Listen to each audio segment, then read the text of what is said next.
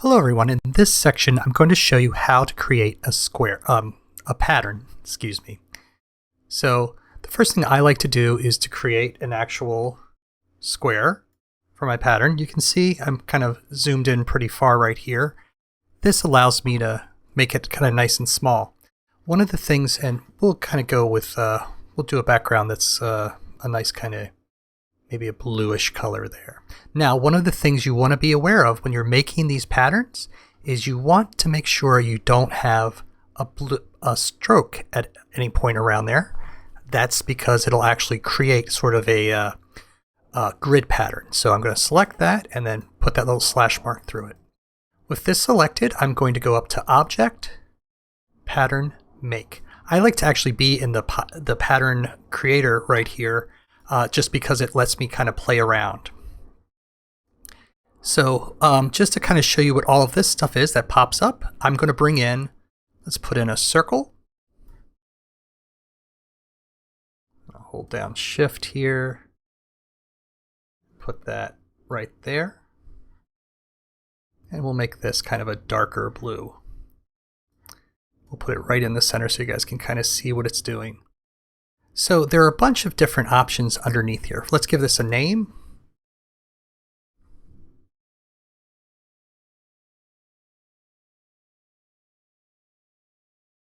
All right. And let's look at how this works. So if I'd use a brick by row, you can see that it kind of offsets everything. We can change the offset so we can make it smaller or larger. We'll just keep the default 1/2 inch right there. You can change the width as well. This is by default going to go around the size of this image, but if I wanted it smaller, I could even go 20 point by 20 point. You can see how that kind of messes up, so we'll go back to our 42 by 42.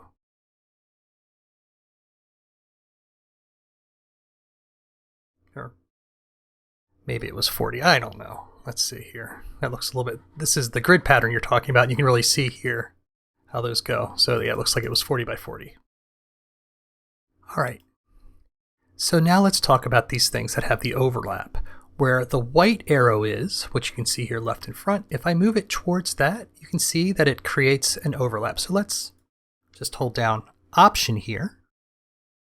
You can see it creates an overlap. But if I take this and go on the opposite side, the side that has the black, remember black hides, white shows, it's going to cut things off. Same thing if I go up here, you can see right now we've got the black at the top, so that's going to cut it off. Whereas if I take this and put it down at the bottom here, it will have it going. So this is kind of a great way to kind of make, and see if I go in the corner there, it's going to get cut off, to kind of create a interesting kind of pattern here without too much work by having all this overlap happening. Once you've got it the way you want, you can save it or save as a copy. I'm going to hit done. By default, this is gone now, but you'll see over here, I've got my blue polka dots. So I can click this and add polka dots. Let's talk a little bit about how to scale this. So you might want to make it a little bit smaller or a little bit larger. If we double click on the scale tool here, you can see there's a bunch of different options. I'm going to turn off transform objects and just go to transform patterns. You can see here it's already kind of shrunk it down. There's 100%, the way we were before, and we can change this to 50, etc. And as long as we've got that preview set on, as long as we click somewhere else, like that, it'll happen.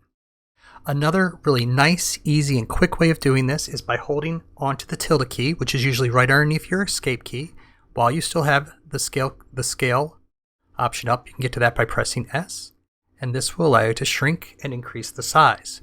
You can see that it isn't keeping things proportional, so to do that, you hold down Shift, just like you do in almost every single Adobe application. And there you go. All right, that's not going to change the size of the pattern itself. If I click here again, whoops, and select that, it's going to go back to the normal. But that's how you create a pattern. And if you ever need to go in and edit anything, same thing, object, pattern, edit. All right, I hope this is helpful for you, and happy pattern making.